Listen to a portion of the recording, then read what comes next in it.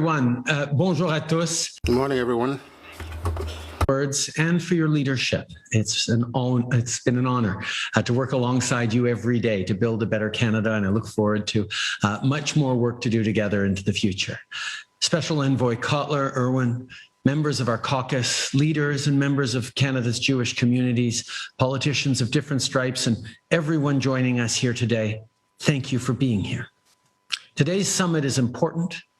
It's necessary, and I'm glad we can all come together to discuss and identify how we can move the dial on combating anti-Semitism. But before I want to begin, I do want to say a few words about my friend, Rabbi Reuven Bulka, who passed away recently. With his kindness, optimism, and devotion, he encouraged people to ask themselves, what can we do to make the world a better place? Certainly his legacy will include National Kindness Week here in Canada. But today and every day, let's be inspired by his memory as we work to build a more inclusive Canada, and may his memory be a blessing.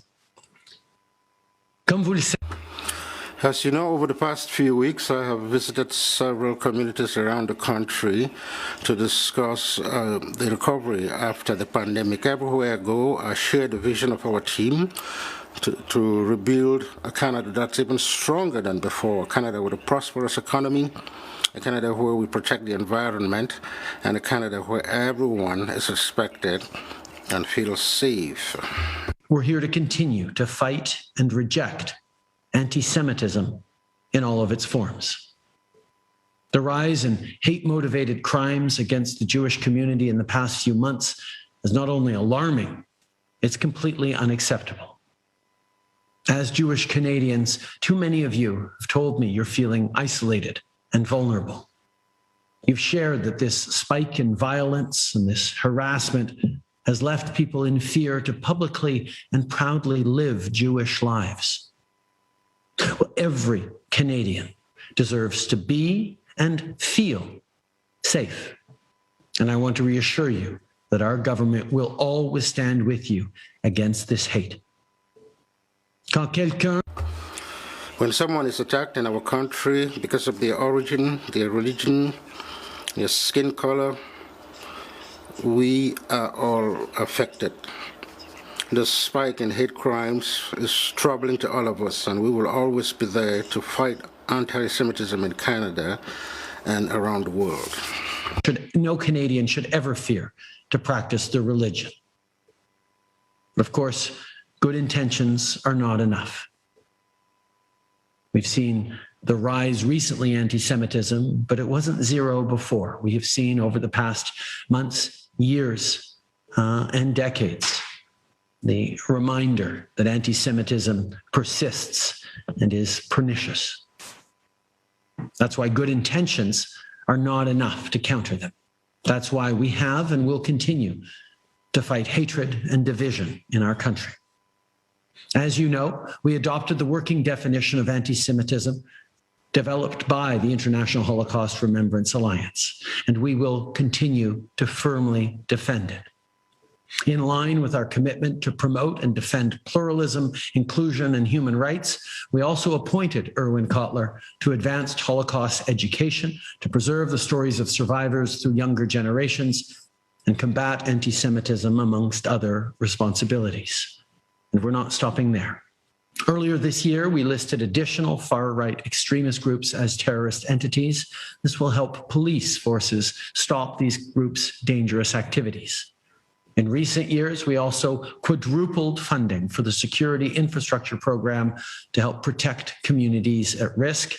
In fact, just this morning, we announced that 149 projects representing over $6.4 million have been recommended for development.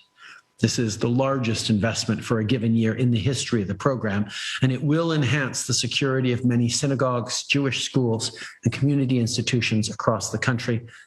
With the right investments, we will keep people safe. I remember back in February when I spoke to Rabbi Adam Shire, whose synagogue in Montreal had been vandalized with hateful graffiti. My friend Adam told me about the cameras that were installed with the help of this program, through which a security guard was able to catch the perpetrator quickly before he could do even more harm. All these measures make a real difference in our fight against anti-Semitism. But frankly, in an ideal world, we shouldn't need programs like this. Because in an ideal world, there wouldn't be any anti-Semitism or acts of hatred or vandalism or criminal intent. So yes, we need to continue to do more as a government, but we also need to have this conversation as a society. And that's why we're here today. Because anti-Semitism isn't a problem for the Jewish community to solve alone. It's up to everyone to take on this challenge. We know that these past months have been difficult, particularly with the distress and tension caused by the conflict in Israel, Gaza, and the West Bank. Canada stands firm in its support for Israel's right to live in peace with its neighbors within secure boundaries and for Israel's right to defend itself. We condemn the indiscriminate barrage of rocket attacks fired by Hamas into populated areas of Israel, putting civilians and children at risk. We remain committed to supporting progress towards a two-state solution and continue to oppose unilateral actions that jeopardize the prospects for peace. And we will stand firmly with the Israeli and Palestinian peoples in their right to live in peace and security and with their human rights respected. The implications of the conflict also reverberated around the world with an unacceptable spike in anti-Semitism, including here in Canada. In June, Special Envoy Kotler led Canada's delegation at the IRA Athens plenary.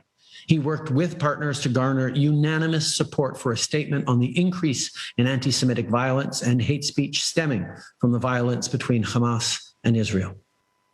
Earlier this month, Minister Garneau made an official visit to Israel.